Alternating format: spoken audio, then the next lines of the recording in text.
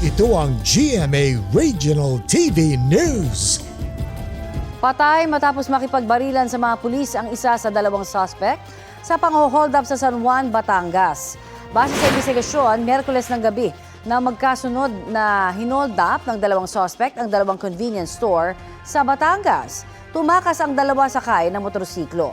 Makalipas ang halos isang oras na mataan ng mga pulis ang dalawa sa Tiaong, Quezon. Pinahinto nila ang motorsiklo pero pinaputukan daw sila ng nakaangkas. Gumanti ng putok ang mga pulis at tinamaan sa ulo ang angkas.